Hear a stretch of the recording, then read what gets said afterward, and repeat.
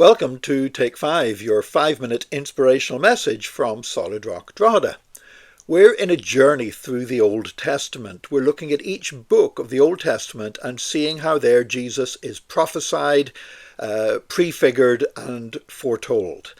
And we've now reached 1st Chronicles. Now, 1st and 2nd Chronicles supplement a lot of the material that we find, for example, in 1st and 2nd Samuel and 1st and 2nd Kings, but also provide a lot of extra information as well. And there we see a lot about King David. And there's an incident we're going to be looking at today in 1st Chronicles 21. Where David had to offer a sacrifice. But to understand this better, let's just take a step back to Genesis chapter 22. Because in Genesis chapter 22, we have that disturbing incident where God told Abraham, go take your son Isaac and sacrifice him up on the mountain. And he obeyed. He took Isaac up there. And of course, God never wanted a human sacrifice. This was a test. This was to show Abraham, God knew what Abraham's faith was like, but it was to show Abraham himself the necessity for faith and how faith would be rewarded. And he took his son up, and just as he was about to kill his son, believing, Hebrews tells us, believing that God would actually raise Isaac from the dead, but just at that point, God provided a substitute. He said stop, and there was a ram caught in the bushes that was offered as a substitute. And that in itself was speaking about Jesus, because it was Jesus is our substitute whenever we looked as if we could face nothing but eternal death.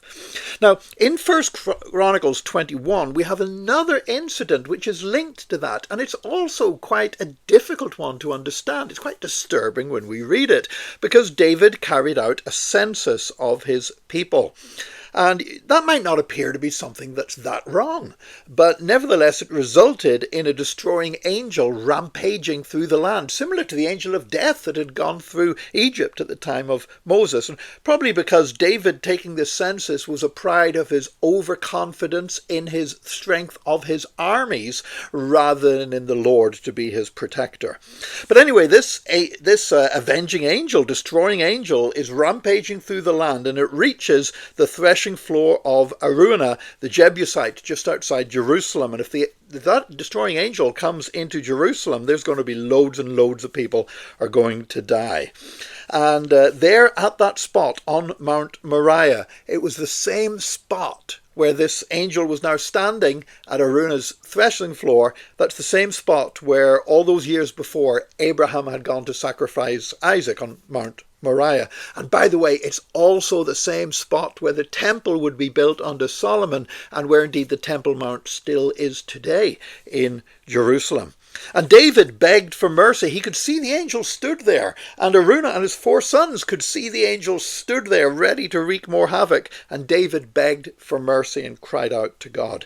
And he decided to offer sacrifice there, and Araunah was there with his 4 sons, and he was really keen to see the sacrifice and see all this bloodshed stopped. And Araunah offered, you know what, King, I'll give you the land, and I'll give you the wood for the sacrifice, I'll give the animals to be sacrificed, everything, just please deal with this issue, and I will give you everything you need.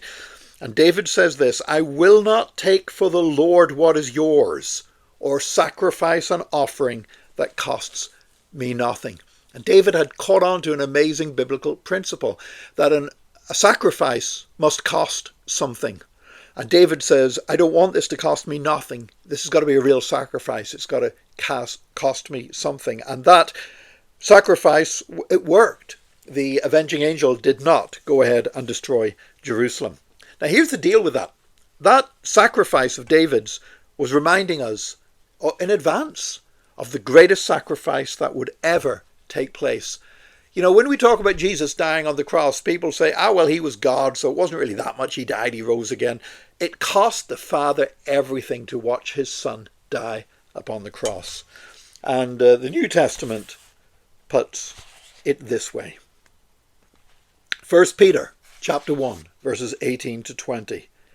For you know that it was not with perishable things such as silver or gold that you were redeemed from the empty way of life handed down to you from your ancestors, but with the precious blood of Christ, a lamb without blemish or defect, he was chosen before the creation of the world, but was revealed in these last times for your sake. Jesus has been revealed in these last times as the one that Isaac's sacrifice represented, that David's sacrifice represented, that all the sacrifices on that same spot in the temple were all looking ahead to when the Son of God would make his great sacrifice, the greatest sacrifice in history. And as David stood on that threshing floor, just as Abraham had stood on the same spot, if they had raised their eyes a little bit higher from Mount Moriah, they would see another hill called Mount Calvary, where the great sacrifice would take place. Thank you for joining us today for this Take 5. Join us again tomorrow for another Take 5, your 5-minute inspirational message from Solid Rock Drogheda.